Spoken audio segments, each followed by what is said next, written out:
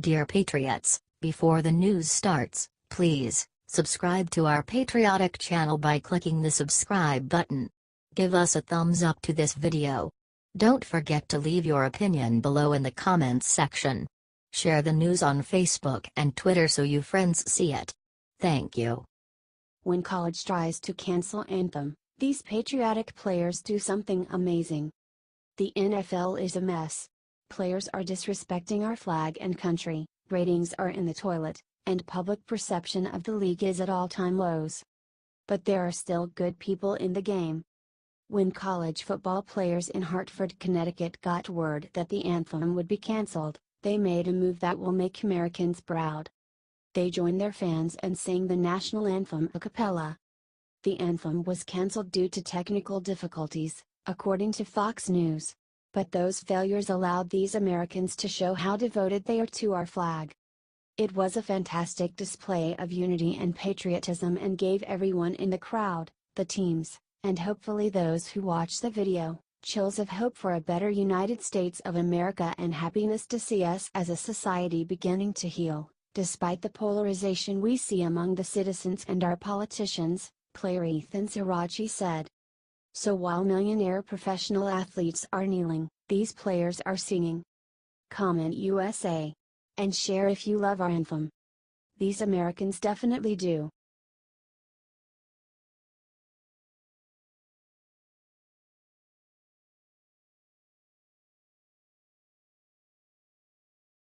After Senator Bob Corker called him castrated, Rex Tillerson looked into the camera and made him cry. Secretary of State Rex Tillerson just ripped Senator Bob Corker, RTN, for his bizarre comments earlier this week, saying that President Trump had castrated the secretary. When Tillerson was asked about the comment on CNN's State of the Union Sunday morning, he drawing replied, "I checked, I'm fully intact." Boom. As Corker just found out, no one can put you on a slow burn like Rex Tillerson. Corker had excoriated the president over his foreign policy with North Korea in an interview with Washington Post, saying, "You cannot publicly castrate your own Secretary of State without giving yourself that binary choice." The tweets, "Yes, you raise tension in the region, and it's very irresponsible. But it's the first part that I am most exercised about." Corker was referring to a news conference in Beijing in which Rex Tillerson said the United States had attempted to start communication with North Korea about its nuclear program, to no avail. The next day President Trump tweeted that Tillerson was wasting his time attempting to talk to North Korea. Tillerson leapt to the president's defense, however, saying that President Trump just has an unusual style of communicating that people are not used to because it is so radical. "The last thing anybody likes to do in this town is make a decision," he said. "Because when you make a decision, you're suddenly accountable for that decision. I am fully committed to his objectives, I agree with his objects, I agree with what he's trying to do. How he wants to use his own skills, tactically to push things towards change, I'm here to help him." Despite what the media and Renos like Corker want us to believe, the president's cabinet is stronger than ever. HT The Hill.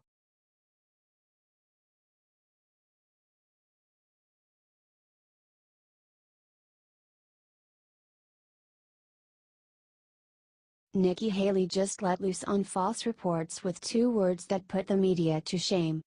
United Nations Ambassador Nikki Haley just got on ABC's This Week to blast the media for reports that she and Secretary of State Rex Tillerson are feuding over President Trump's decision to decertify Iran.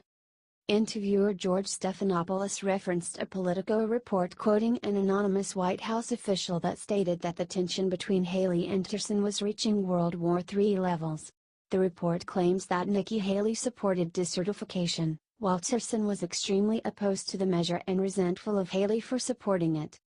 Haley set the record straight with 2 words: dramatic and ridiculous. "That's so dramatic. That's so ridiculous. No.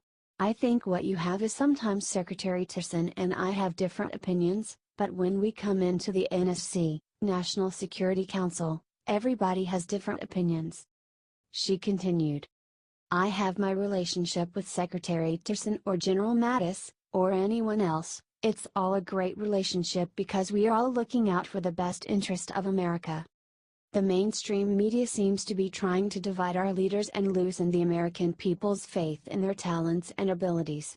It is a shame that Trump's highest level officials have to constantly go to reporters to refute false stories. But every time they do, the media loses a little bit more credibility, and will hopefully eventually become more honest. H.T. The Hill.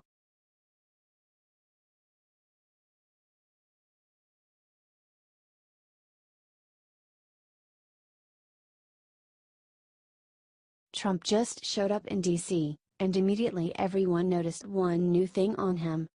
The press has been constantly going after our president. It's so sad. It's not rad, but reporters have now noticed something amazing about our president now. Sources are now saying that it's the happiest they have seen him since the election. God bless him. Trump deserves to feel good. He's worked his butt off to make the economy killer. The stock market has increased by $5.2 trillion since the election. It has also reached the lowest unemployment rates in 16 years, according to Trump. Share this to send good energy to our president. Let's make this go viral by spreading it everywhere and commenting "Go Trump Go." He deserves it.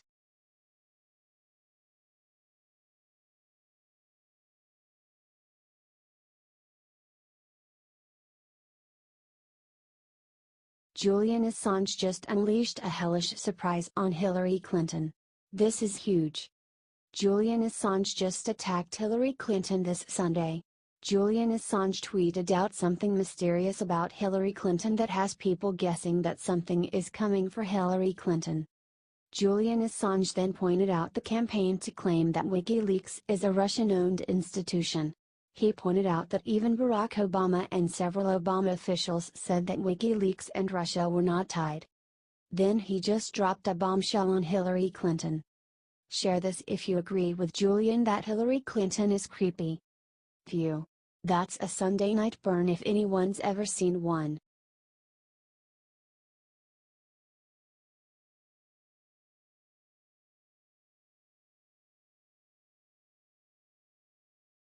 Trump just spotted on golf course with someone that has reporters everywhere freaking out.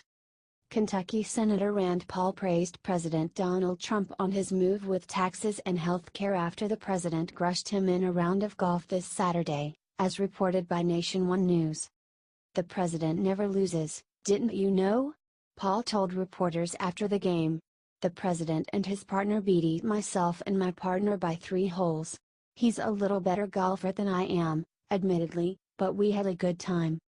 I've been very excited about the president's tax plan from the very beginning, when he put out a 15% corporate tax cut," he said. "Now, obviously, trying to say 20%. I just want to make sure we realize we're competing with the rest of the world."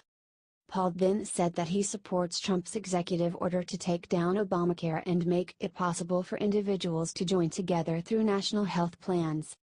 "I'm really excited about letting people buy across state lines," Paul said. "The interesting thing about this is half of the people in our country get their insurance through the Employee Retirement Income Security Act already. So Amazon, Pepsi, Coke, Microsoft, MGM, big companies all get their insurance across state lines through ERISA plans. Now we're going to let individuals get the same thing." Share this if you are glad that Trump will single-handedly fix Obamacare. Thanks for reading.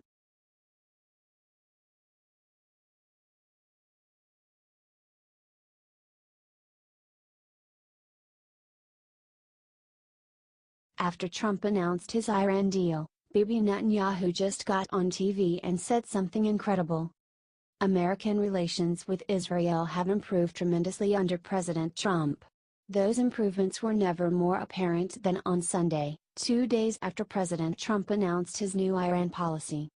The president outlined in an address that, while he would not withdraw from the 2015 nuclear deal with Iran, he would decertify Iran's compliance with the deal and impose sanctions on Iran's Revolutionary Guard. An interview with Israeli Prime Minister Benjamin Netanyahu was aired on CBS's Face the Nation on Sunday, in which the Prime Minister praised President Trump's announcement, saying, I think the president was very courageous in saying, I'm not going to kick this can down the road. I'm not going to say, well, it's going to be on somebody else's watch. I'm going to stop this from happening. He continued, highlighting exactly what's at stake if Iran gets nuclear weapons. We cannot allow Iran, the world's foremost terrorist regime, that hangs gays, kills protesters, jails journalists, and foments aggression throughout the region and the world. We cannot allow this rogue regime 30 times the size of North Korea's economy to have a nuclear arsenal. It's a very brave decision, and I think it's the right decision for the world. Israel is one of our closest allies and the only true democracy in the Middle East. It's great to have a president who cherishes and protects that friendship and makes the Israel, and the world, a safer place. H.T. The Hill.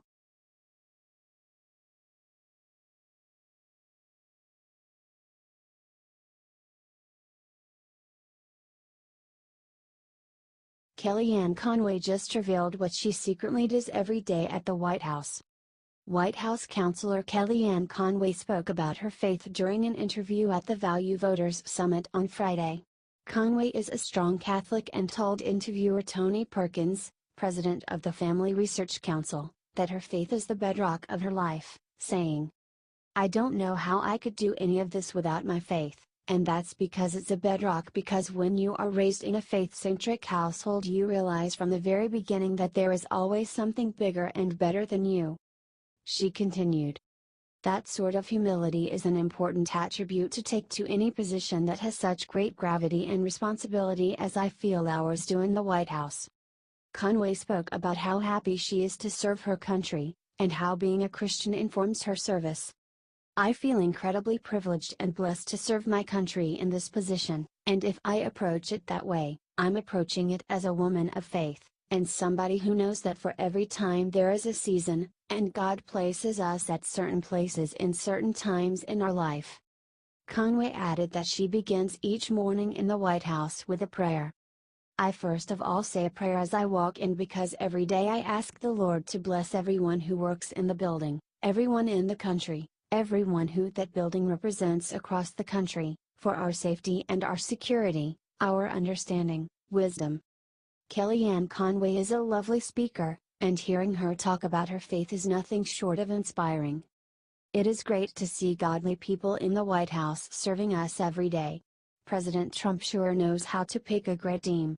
Share it out if you agree with Kellyanne Conway's message of faith and service. HT Town Hall.